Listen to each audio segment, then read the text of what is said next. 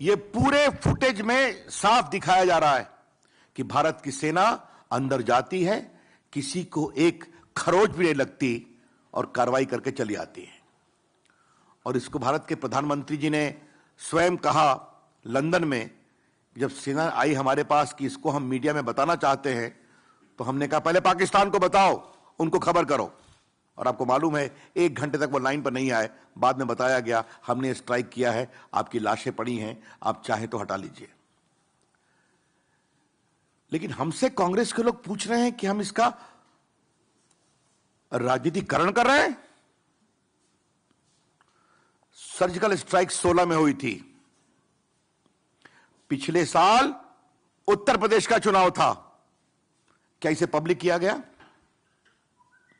गुजरात के चुनाव थे, कर्नाटक के चुनाव थे, हिमाचल और उत्तराखंड के चुनाव थे। और उत्तर प्रदेश, हिमाचल प्रदेश, उत्तराखंड और कर्नाटका में बड़ी संख्या में अवकाश प्राप्त सेना के लोग भी रहते हैं, आपको मालूम है। क्या उस समय हमने किया? आज तो कोई चुनाव नहीं है। और ये कहां से आया, इस पर आज चर्चा करने की आवश्यकता नहीं है। ऑथेंटिक है कि नहीं, उस समय के सेना के पदाधिकारियों ने कल कंफर्म किया। तो आज इस पर सवाल उठाकर कांग्रेस पार्टी क्या कहना चाह रही है? हमारा स्पष्ट आरोप है, कांग्रेस पार्टी पाकिस्तान के आतंकवादियों के हौसले को मजबूत कर रही है। और हमारा दूसरा आरोप यह है कि जो पाकिस्तान बार बार सर्जिकल स्ट्राइक को कहता है हुई नहीं, तो आज पाकिस्तान के लोग भी कहेंगे तो कांग्रेस पार्टी भी सवाल उठा रही है, तो हमारी बात ही कह रही है, सर्जिकल स्ट्राइक हुआ नहीं।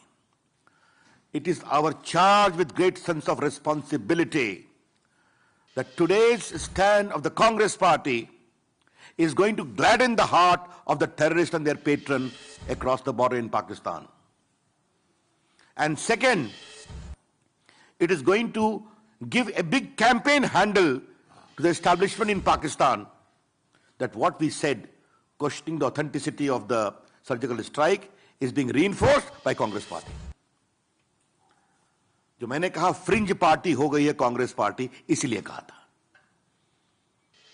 देश हित में साहस दिखाना पड़ता है। अब कांग्रेस पार्टी ने कितना साहस दिखाया है उसकी चर्चा कभी और करेंगे। लेकिन क्या बार बार जनता से हराए जाने के कारण इतने हताश हो गए हैं कि आप सेना के मनोबल को कमजोर करेंगे? यह है सबसे बड़ा सवाल। Today, the BJP would like to ask this question to Congress party and would urge that the people of India ask Congress party that have you become so desperate after repeated reverses that you will question the morale, the courage and commitment of the armed forces? ऐसा तो आज तक नहीं हुआ था। अब सवाल पूछा गया है कि आपने सेना के एलोकेशंस को कम कर दिया है। अब इसके बारे में भी बहुत चर्चा हुई है। आपको मालूम है कि एक बार निर्मला सीतारामन जी ने बहुत विस्तार से इसकी चर्चा की थी और वो विस्तार से चीजें आई भी थी। जहां तक मैं समझता हूं, one of the highest allocation, पिछले साल का बजट देखिए तो 2,90,000 करोड़ का एलोकेशन था आर्म फोर्सेस के प्रति।